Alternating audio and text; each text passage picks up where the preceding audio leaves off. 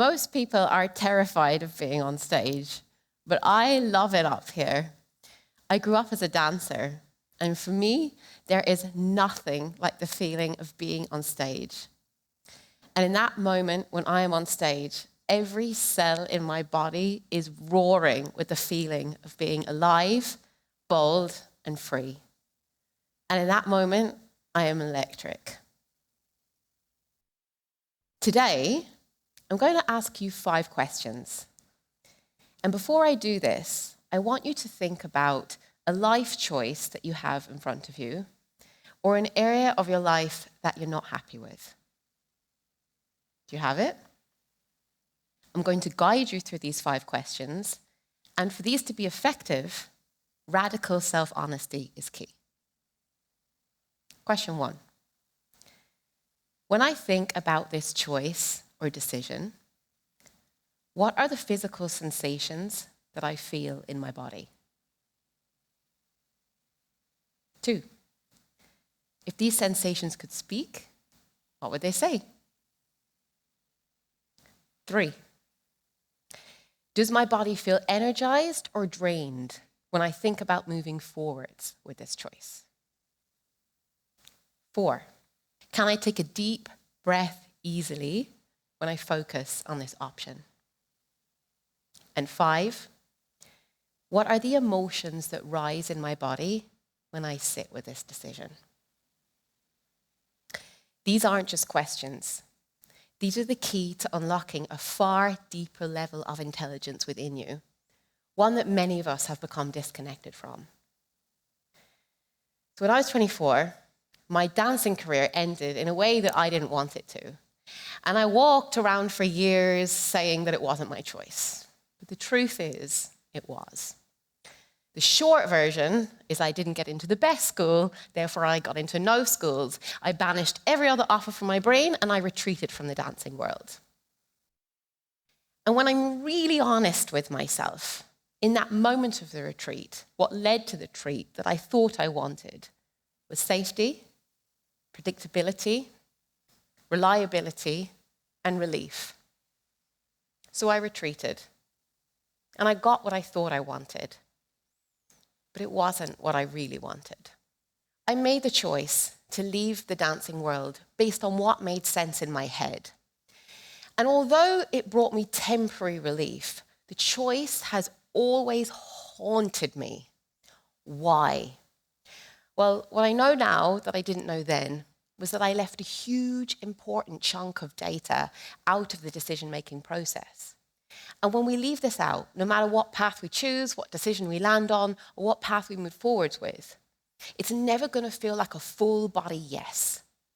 There's always going to be a lingering niggle, uncertainty in the pit of our stomach, or we'll find ourselves going outside and looking at other people and their life choices and then coming back and wondering about and questioning our own. When I left the dancing world, I completely denied my body's perspective and intelligence. Most people in Western society are disconnected from their body intelligence. And I'm here to reconnect you. Did you know that there are 8 different forms of intelligence? Logical, linguistic, spatial, musical, body, interpersonal, intrapersonal, naturalistic. But here's the problem. While each of these intelligences are equal in value, as a society, we've overvalued logical thinking and we've devalued the remaining 7. And the problem with this is that the logical intelligence part of our brain is designed to find problems. So in the face of our life, if this is the only form of intelligence we're relying on, whatever solution we land on is never going to feel quite right. Hello, overthinking, second-guessing, procrastination, perfectionism, and so on. So the problem, if we solely rely on this form of intelligence in the face of our life to navigate it, is that it limits our choices. And it cuts us off from our unique roadmap to happiness and authenticity. Do you know what kind of choices we make from that place? Safe choices, but not happy choices. often it's not so much that we don't have access to all of the data coming from our body. It's that there's so much of it and we don't know what to do with it. And so we kind of move it away, or we ignore it, or we misinterpret it as nerves and anxiety. And then we go up into our heads and we try to figure out what to do, and we listen to all the voices, which usually convince us to stay where we are, safe, but not happy. Like me in 2015. When I had the opportunity to move back to New York, my favorite place on the planet, or stay in London. And guys, if places could be spirit animals, well, New York is mine. But I chose London because I was scared and I didn't know what to do with all the data that was coming and the sensations coming from my body. And I wanted safety, and I wanted predictability, and I wanted a plan. Who here loves a good plan? But listen to the part of my intelligence that I was relying on. Safety, predictability, plan, logical intelligence. When we only rely on our logical intelligence, we will make safe choices, but they won't be authentic choices, brave choices, bold choices, choices that make us feel alive. So, how can we consciously make choices that do align with what it is that we really want? And how can we tell the difference between what we think we want and what we actually want? Remember those 8 different forms of intelligence. Our ability to connect, interpret, and trust our body intelligence is the key to us making courageous choices that allow us to live our authentic lives. Why? Because our body intelligence is like a GPS inside us that is guiding us and directing us if only we know how to listen to it. It is designed for growth. So it's where we find the courage that we can't find in our heads that allows us to step outside of our comfort zone and towards what it is that we really want. We have reduced our body's value and significance to how it looks. But there is so much more value on offer. We objectify our bodies, but we don't use them as the tools that they are. Your body is right there as possibly the most powerful tool available to you when it comes to living a life that you're actually happy in and you're alive in and that you're all of you in. It's kind of like we're gardeners and we have these whole rake of garden tools available to us. But rather than using them, we're like, nah, I'll use my hands.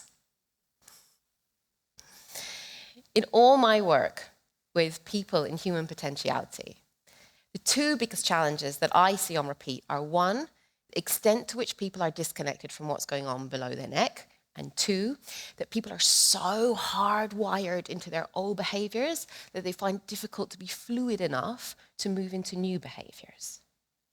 I was a dancer. I had one of the most intimate relationships that anyone can have with their body, and I was still disconnected from my body intelligence. I had to renegotiate my relationship with my body. I had to learn how to use my body's intelligence in decision-making so that I could actually make authentic choices, where I could actually consider risk without it being something that crippled me and sent me into overthinking spirals, and where I could step with conviction into the unknown, even if I was scared.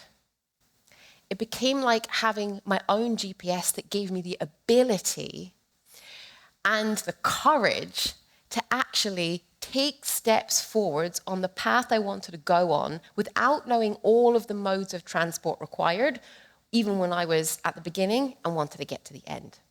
But I was able to do it in a way that felt like me and felt good. And the destination I got to when I started using this method always screamed an inner yes. The good news is that the ability to understand your body's intelligence is a skill that can be learned, just like any other skill. So, how can we connect to, interpret, and understand our body's intelligence? Remember logical intelligence, which we're all used to using. That speaks to us using the language of words and pictures, and we're all fluent in this, okay? We make movies in our head about what we think the future is going to bring, and then we talk to ourselves inside our head. Our body intelligence, however, our GPS, speaks to us using an entirely different language, the language of sensation. Things like body heat, tension, tightness, and so on.